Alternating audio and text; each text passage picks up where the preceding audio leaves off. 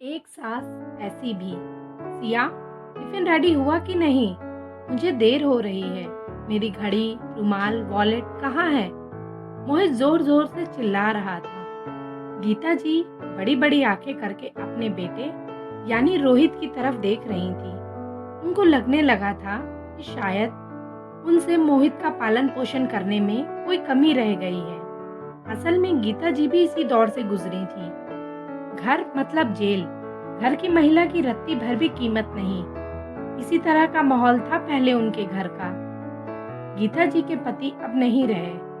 गीता जी ने अपने बेटे को अच्छी परवरिश देने की पूरी कोशिश की। उन्होंने मोहित को सिखाया अपने से छोटे बड़े सबको सम्मान देना चाहिए, खासकर महिलाओं को। फिर भी मोहित का बर्ताव ऐसा था। गीता जी को इस बात की बहुत चिंता रहती थी। वह अपने बेटे को हमेशा डांटती थी।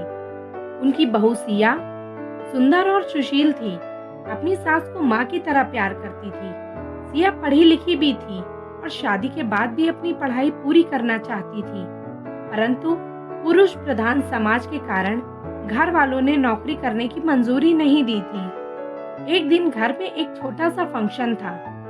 मोहित के ऑफिस के दोस्त आए हुए थे। नाश्ता सर्व करने में सिया को जरा सी देर हो गई। मोहित सिया पर जोर से चिल्लाया, क्या है ये? एक काम ठीक से नहीं करती, पूरा दिन तो घर में ही रहती हो, फिर भी ये हाल है। उसने सबके सामने ऐसा बोला था। इसलिए सिया रोते रोते अंदर गई। गीता जी सिया को अपनी बेटी की तरह ही चाहती थी। उसके दुख को अपना दुख समझती थी। गीता जी को मोहित पर काफी गुस्सा आया। मोहित को सबके सामने बोली, अब बस करो, उस पर हुक्म चलाना। मेरी बहू मेरे लिए बहुत अच्छी है।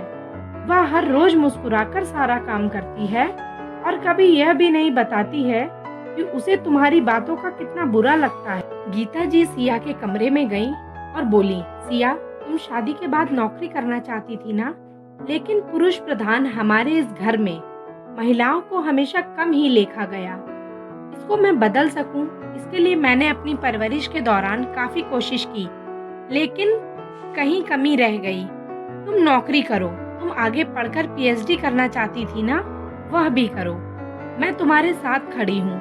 और रही बात घर के कामों की, तो जब तुम नौकरी करोगी तो सब अपने काम खुद करेंगे। अगले दिन का सवेरा एक नया प्रकाश लेकर आया।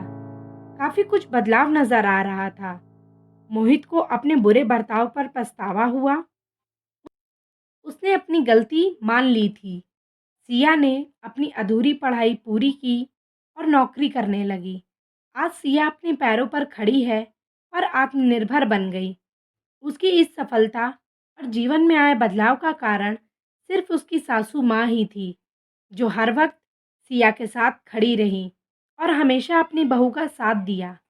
अब घर का माहौल बदल चुका था। मोहित और सिया दोनों ही नौकरी करते थे और घर में सभी खुशी से रहने लगे।